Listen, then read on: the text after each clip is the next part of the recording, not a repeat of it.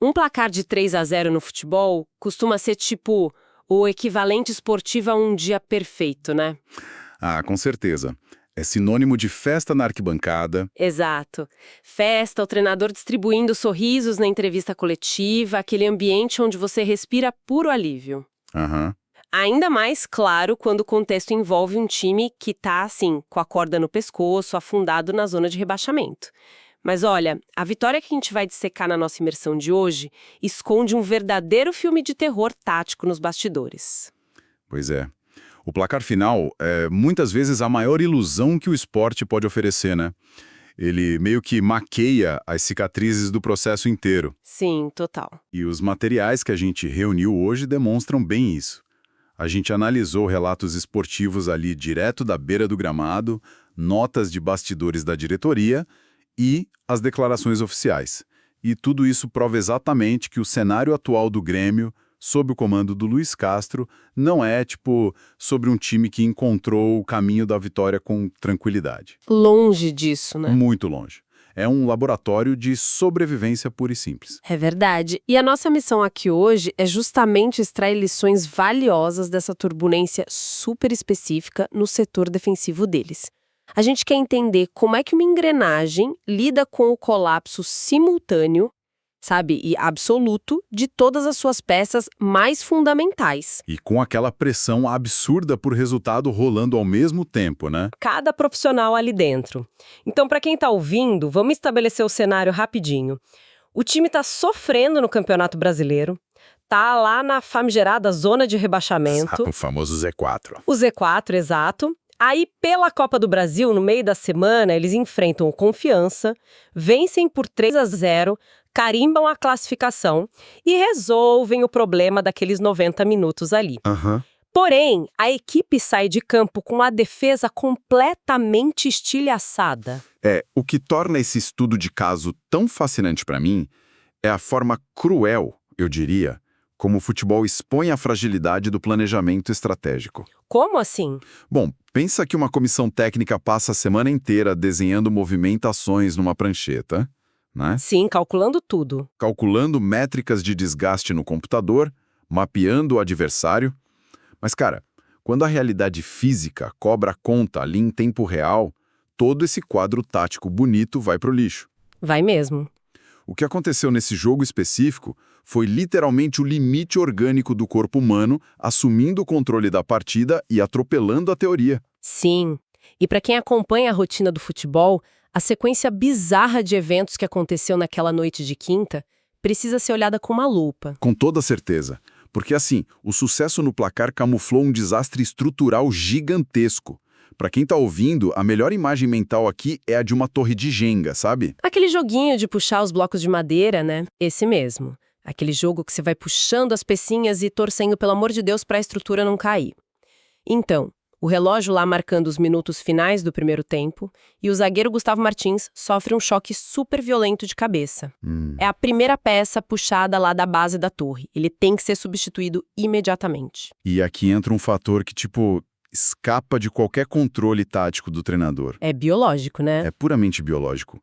Um choque de cabeça não é um erro de passe, não é uma falha de cobertura ou um problema de posicionamento que o técnico pode corrigir com um grito da beira do campo. Aham. É um impacto físico imponderável. O protocolo médico de concussão ou de trauma craniano, ele exige intervenção absoluta. Hoje em dia, a medicina esportiva não permite negociar com o cérebro. Não tem aquela de joga uma água na nuca e volta, né? Exato, acabou isso. A substituição ali não foi uma escolha tática do Luiz Castro. Foi uma imposição médica inegociável. Certo, beleza. Mas aí é que entra o plano B. O Balbuena é chamado para o lugar dele. E é aqui que a coisa me parece muito estranha. Logo depois do intervalo, com a bola rolando no segundo tempo, o Balbuena sente uma fisgada. Uma lesão muscular. Isso, um problema muscular grave, e ele também pede para sair.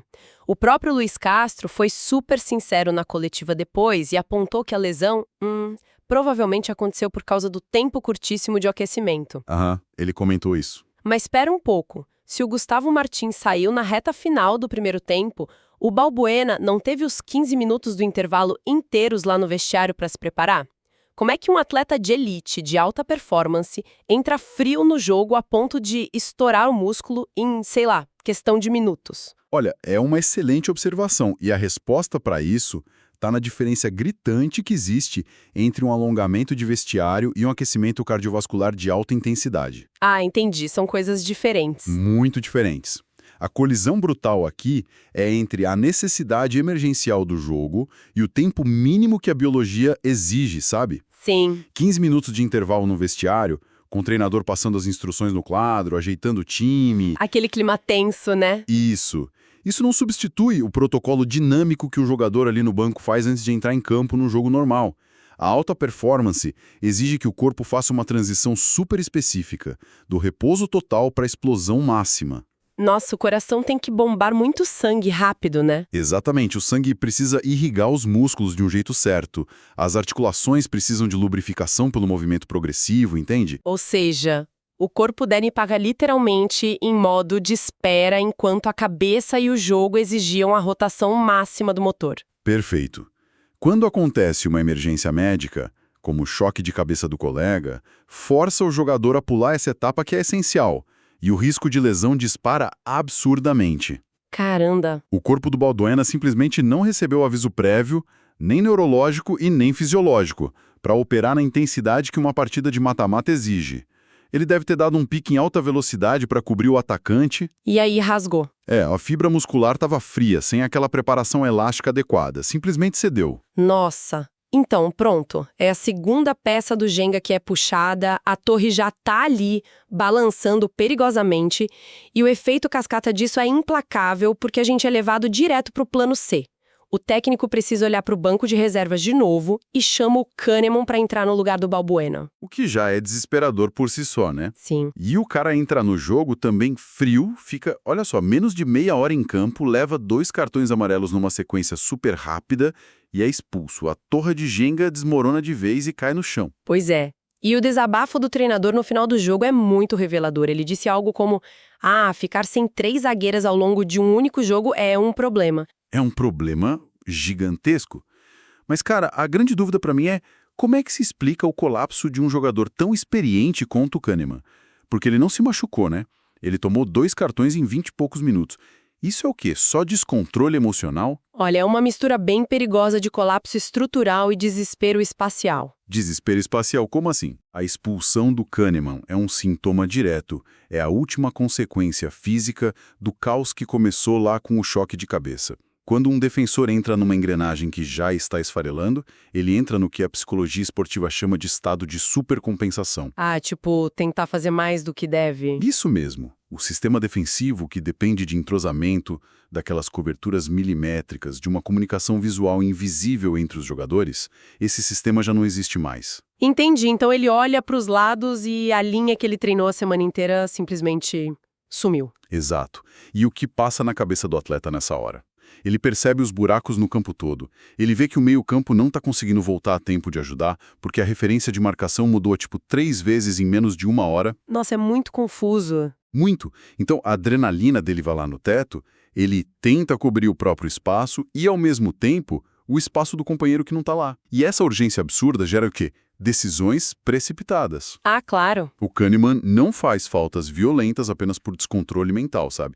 Ele dá botes fora do tempo e usa excesso de força porque ele está tentando resolver um problema geométrico que é impossível de resolver sozinho. Faz todo sentido. O efeito dominó começou lá no osso do crânio, com um choque de cabeça, passou pela fibra muscular fria e terminou num colapso espacial e disciplinar do terceiro zagueiro. Um caos em 3 atos. E aqui é que a coisa fica de fato intrigante, sabe?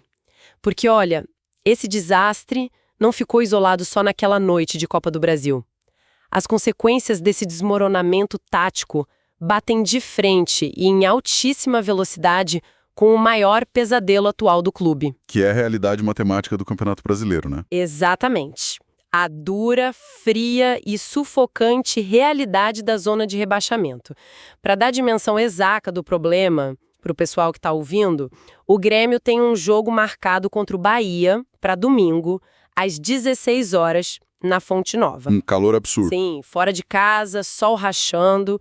O time tá com a água literalmente batendo no pescoço, estacionado lá no Z4 com apenas 17 pontos.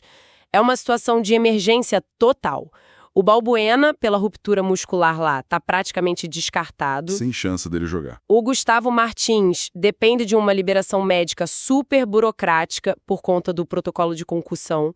E aí, no meio desse cenário inteiro de terra arrasada, surge a grande reviravolta burocrática da nossa história. O Kahneman vai ser titular no domingo. Essa é a mágica invisível dos regulamentos esportivos. É bizarro. Eu entendo a teoria legal por trás, mas para quem tá de fora, soa como um absurdo completo. Como é que um jogador é expulso de forma infantil num jogo oficial na quinta-feira, prejudica o time e entra em campo no domingo como se nada tivesse acontecido? É, sua loucura mesmo. Mas isso ocorre por conta de uma diretriz bem específica da CBF, a Confederação Brasileira de Futebol. A CBF, ela isola os cartões e as suspensões automáticas por competição. Ah, entendi. A lógica da entidade é que uma infração cometida num torneio que tem formato de mata-mata, tipo a Copa do Brasil, não deve contaminar ou prejudicar o planejamento de um clube numa maratona de 38 rodadas, que é o Brasileiro de Pontos Corridos. Tá, faz sentido na teoria. Pois é. Portanto, como o cartão vermelho foi levantado na Copa, a ficha dele no Brasileirão segue totalmente intacta.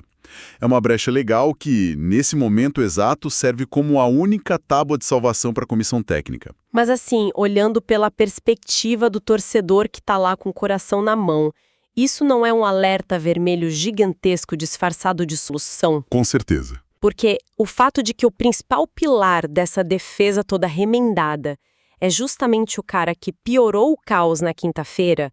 Tipo, ele demonstrou estar completamente fora de sintonia com o jogo, levando 2 cartões em meia hora, e agora ele vai ser o líder da linha defensiva numa partida onde qualquer erro significa afundar ainda mais no campeonato? Se a gente conectar a presença dele em campo com a pressão externa do campeonato em si, a situação ganha uns contornos dramáticos, viu? Muito dramáticos. A pressão da tabela no Brasileirão é quase uma entidade viva. Ela simplesmente consome o oxigênio de dentro do vestiário. Nossa, pesadíssimo. E atuar na Fonte Nova, que é um estádio que exerce uma pressão da torcida formidável, precisando pontuar urgente para fugir desses 17 pontos, cara, já seria uma tarefa hercúlea, com a defesa titular inteirinha lá, descansada, bem treinada. Imagina com os reservas dos reservas. Exato. Com uma linha construída na base do improviso e esperando os boletins médicos. É assustador. E ter o Kahneman lá no meio é um paradoxo imenso. Porque, por um lado, é um alívio pro técnico não ter que, sei lá, improvisar um volante na zaga, né? Mas, ao mesmo tempo, é segurar uma granada sem pino. Isso, a presença dele garante um especialista da posição em campo e a gente não pode descartar o peso disso. Mas, taticamente, psicologicamente, é uma incógnita profunda. Ele é um jogador que chega pendurado no jogo de domingo. Não por causa de cartões amarelos, mas pendurado pelo contexto emocional que ele mesmo criou e pela própria responsabilidade do momento. Ele acabou de falhar gravemente no controle do próprio ímpeto. Sim, ele perdeu a cabeça na quinta. Pois é. Como é que um jogador com este perfil vai reagir à primeira provocação de um atacante mais veloz do Bahia? Como ele vai se comportar sabendo que, se ele der um bote errado de novo e for expulso, não tem literalmente mais ninguém da posição lá no banco de reservas para cobrir o rombo que ele vai deixar? Nossa, jogar nos limites da sanidade tática, né? Completamente. Caminhar na corna bambam um dia de ventania e, sem rede de proteção nenhuma embaixo. Mas olha, se essa tarefa de montar uma defesa estilo Frankenstein já parece um desafio que tiraria o sono de qualquer gestor normal, a gente precisa lembrar de uma regra não escrita sobre crises. Qual? O caos raramente age numa única frente. Ah, sim. Ele espalha. O caos é muito eficiente, ele é multitarefa. Porque, veja bem, enquanto a defesa derretia de forma totalmente incontrolável por questões de saúde e fisiologia, o ataque do time também estava exigindo uma intervenção diplomática de altíssimo nível lá nos bastidores. Nossa, esse é um ponto altíssimo da nossa análise hoje. O caso do atacante Amuso serve tipo como um contraponto perfeito à tragédia física lá da defesa. A situação beira o drama pessoal, sério. Beira mesmo. Para contextualizar, o meia atacante Amuso recebe a notícia maravilhosa de que foi convocado pela primeira vez na vida dele para defender a seleção principal de Gana. Um sonho de infância, né? Sim, é um amistoso contra o México. Só que, diante dessa situação de emergência absoluta em que o Grêmio se encontra no Brasileirão lutando contra o rebaixamento, o clube toma a decisão política e super pesada de vetar a liberação do jogador. E o clube tem esse poder, né? Eles têm, mas colocando na balança o peso emocional disso. Cara, perder a primeira chance da sua vida de vestir a camisa do seu país, de cantar o hino nacional num palco internacional, sabe? É pesado. É o tipo de frustração íntima que destrói completamente a motivação e tira o foco de qualquer profissional em absolutamente qualquer área. Sim, e a tendência natural seria esse jogador entrar em campo na quinta-feira de cara super amarrada, se arrastando, sem vontade nenhuma. Exatamente. Mas o que aconteceu na prática? O Amuzu não só jogou contra o Confiança, como ele simplesmente voou em campo. Ele foi o grande destaque da partida e ainda sofreu o pênalti que abriu o placar. Jogou muita bola. Muita. A grande questão que fica para nós é como é que um líder, no caso o Castro, consegue desarmar uma bomba relógio emocional dessas em questão de 3 dias. Bom, isso levanta uma questão que eu acho essencial sobre o verdadeiro papel da liderança técnica em ambientes de pressão extrema. Porque a gente tem, nesse mesmo clube, um contraste absurdo de gestão de crise. Como assim um contraste? Lembra da defesa? O Luiz Castro foi uma vítima completamente passiva de eventos imprevistos.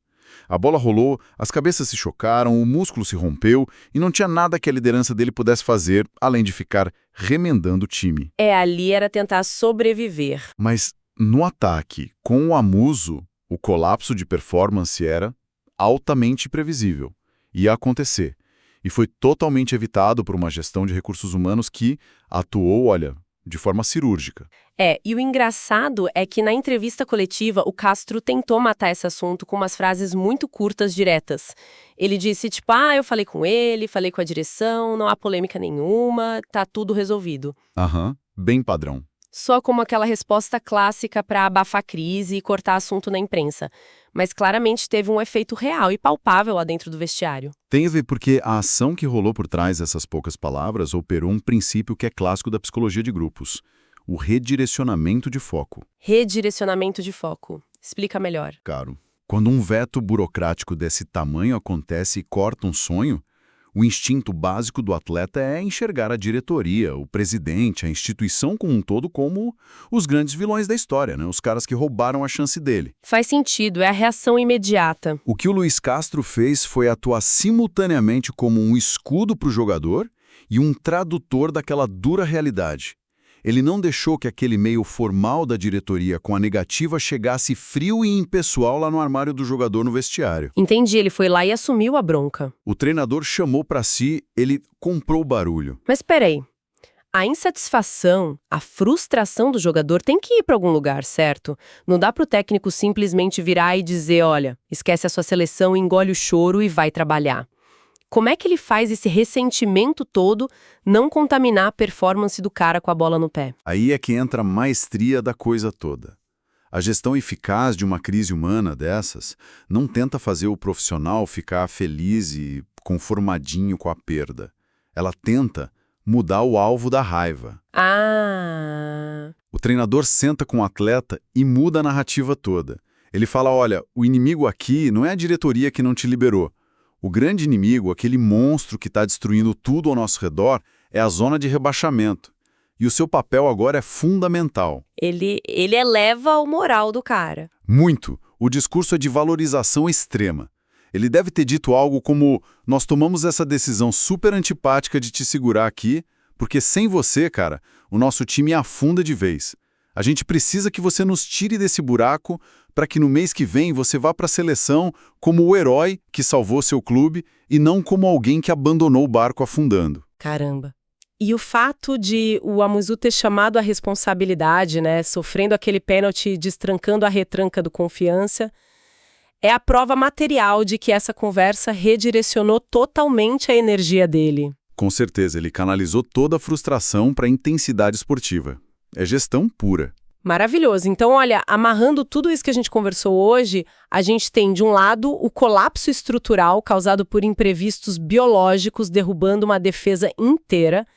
Temos a salvação puramente burocrática, graças a uma regra obscura lá sobre cartões da CBF. E a granada do Kahneman. Isso. E ainda temos a gestão diplomática nos bastidores para segurar um sonho humano interrompido. É muita coisa acontecendo ao mesmo tempo. Demais.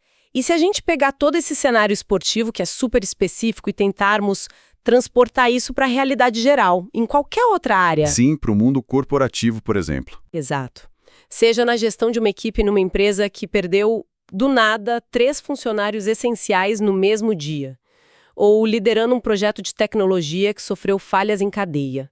Ou até mesmo na condução de uma cirurgia gigante no hospital, onde os equipamentos começam a dar problema na hora H. O que o abismo desses 17 pontos no Z4, misturado com essa capacidade louca de sobreviver, nos ensina sobre lidar com crises encadeadas. Olha, eu acredito que o conhecimento mais profundo que a gente pode extrair daqui reside em observar como a liderança de verdade opera quando os recursos chegam bem perto do zero absoluto.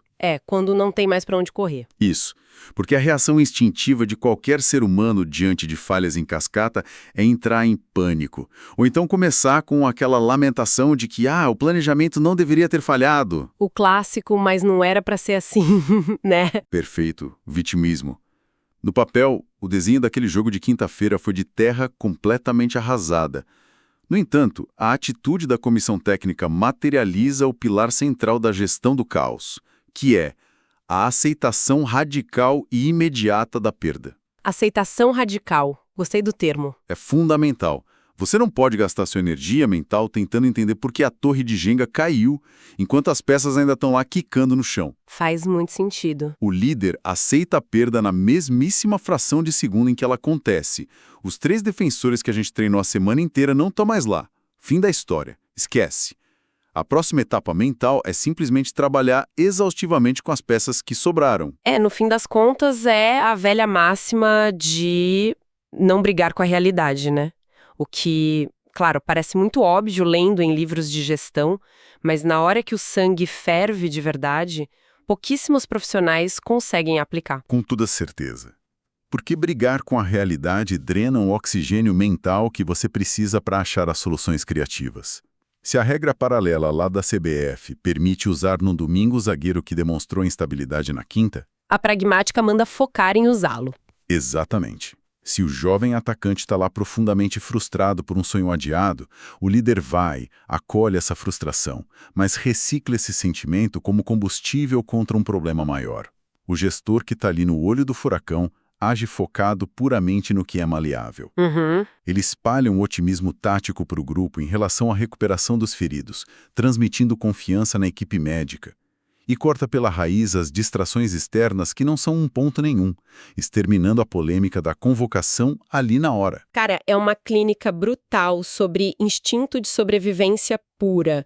E fazendo aquela recapitulação bem cirúrgica da nossa imersão de hoje, a gente examinou como os 90 minutos de um jogo de Copa do Brasil funcionaram como laboratório perfeito do caos absoluto. Laboratório de testes do limite humano, né? Sim. A gente observou a cascata de desastres físicos começar com um choque de cabeça inevitável, transbordar para um erro de cálculo biológico que rompeu o músculo de um substituto frio e culminar na falência espacial e disciplinar de um terceiro atleta que tentava consertar tudo sozinho. Construindo aquele cenário super apocalíptico para o jogo de domingo na Bahia. Exatamente. E do outro lado do espectro, a gente desvendou como o uso muito inteligente da empatia e da diplomacia nos bastidores conseguiu isolar a mente de um atacante que era crucial, garantindo que ele transformasse a maior decepção da vida dele em pura performance de campo. No final das contas, é sobre o constante balanceamento, sabe? entre absorver os golpes pesados que a biologia impõe e aplicar uma precisão cirúrgica naquelas pouquíssimas variáveis que você ainda consegue controlar com as próprias mãos. E isso tudo nos deixa com uma última semente de pensamento para o pessoal que está ouvindo a gente refletir. Porque, olha, é de se imaginar o nível de sofisticação e de dinheiro do futebol moderno hoje em dia, né? Indústria bilionária. Sim, clubes que movimentam centenas de milhões, munidos de departamentos imensos de análise de dados. A inteligência artificial traçando mapas de calor para prever quando o cara vai sentir fadiga muscular. Tem nutrólogos controlando cada grama calórica do almoço, psicólogos mapeando perfis e uma logística de ponta que parece coisa da NASA. Uma fortaleza metodológica. É, sem precedente. E mesmo assim, cara, toda essa engenharia complexa e caríssima é derrubada do pedestal num piscar de olhos se um músculo precisa de parcos 3 minutos a mais de alongamento ali na beira do gramado. Ou se ocorre uma simples escorregada que resulta no choque de duas testas no círculo central. Exatamente. É um momento exato onde o peso formidável de toda teoria milionária sucumbe à extrema fragilidade daquele material orgânico. A provocação que paira no ar para todo mundo é bem abrangente. Até que ponto as grandes empresas, os sistemas complexos que a gente cria, ou até, sei lá, os nossos próprios planos de vida super meticulosos para os próximos 5 ou 10 anos, até que ponto eles estão verdadeiramente blindados? Uma ótima reflexão, hein? Né? Quão exposta está toda a humanidade, em qualquer área que seja, à tirania absurda do acaso biológico e dos pequenos acidentes estruturais. Fica muito claro aqui que as nossas bases sólidas muitas vezes dependem de uma única e finíssima pecinha de madeira da base daquela torre de Jenga para manter o edifício inteiro de pé. Pessoal, fica essa reflexão intelectual aí para embalar a semana de vocês. Um abração e até a nossa próxima análise.